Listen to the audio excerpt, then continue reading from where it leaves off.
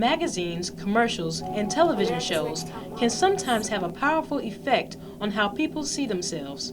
Media images often help to create a cultural definition of what is beautiful and how someone should look. But does the constant reminder of how skinny celebrities look define how the rest of America should strive to look?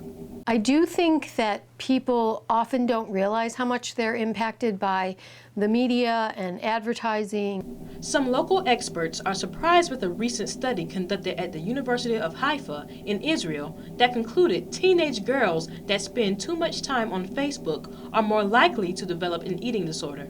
The study surveyed a group of 248 girls aged 12 through 19. They were asked to provide information about their viewing habits on television and the internet. They were also asked to fill out a questionnaire about their approach to slimming, eating habits, and personal empowerment. Results of the study revealed that girls who have negative feelings about themselves and how they compare to other girls on Facebook is what links those girls to developing an eating disorder. Linda Osborne, a board member at Ophelia's Place in Syracuse, doesn't believe that the study on Facebook is totally accurate, and there are others who think just the same as she does. I still think it's more of a media thing. I think it's the TV, I think it's the magazines, I think it's the ads. It is estimated that 8 million Americans suffer from eating disorders. Approximately 7 million girls and women struggle with an eating disorder. The most common forms of eating disorders are anorexia and bulimia. Anorexia is the third common chronic illness among adolescents. 95% of people who have anorexia are between the ages of 12 and 25. Only 60% of people with an eating disorder recover, and 20% of people suffering from anorexia will die prematurely due to complications from the eating disorder, such as suicide and heart problems.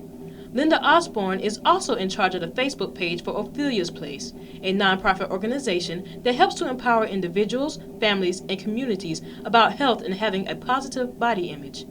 Linda came to Ophelia's Place when she was dealing with her own eating disorder, and she says parents who suspect that their children has an eating disorder should get them help and be patient. It's very hard to detect.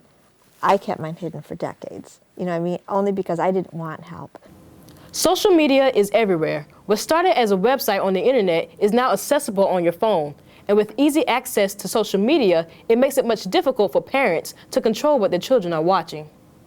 Linda says that when her daughter was growing up, it was diaries that her daughter wrote in to express her feelings. And even then, Linda felt there was nothing her daughter should hide from her. I thought, well, this is my child and I'm going to know what's going on. I don't care if she gets mad or whatever, so I would read her diary just to try to stay one step ahead of her.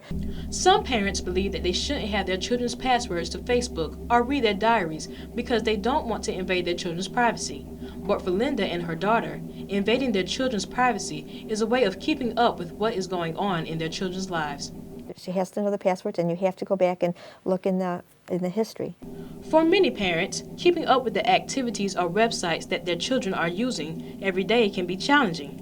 Harriet Brown, professor at Syracuse University and author of Brave Girl Eating, believes that if parents think that their child may have an eating disorder, that they should follow their instincts. Most parents who I have talked to, and I've talked to many, they knew something was wrong. Professor Brown's book, Brave Girl Eating, talks about her daughter's struggle with having anorexia and how her family dealt with the issue. She says one of the most troubling issues was the compliments that people would say about her daughter's weight. People would literally walk up to her on the street and say, "You're so beautiful." Okay, no, she weighs 75 pounds. She's not beautiful. She looks ill. The media will keep showing images of what they believe the cultural definition of what is beautiful. With the development of more social media websites, one thing is for certain. Images will become widely available for teenagers to see what America considers to be beautiful.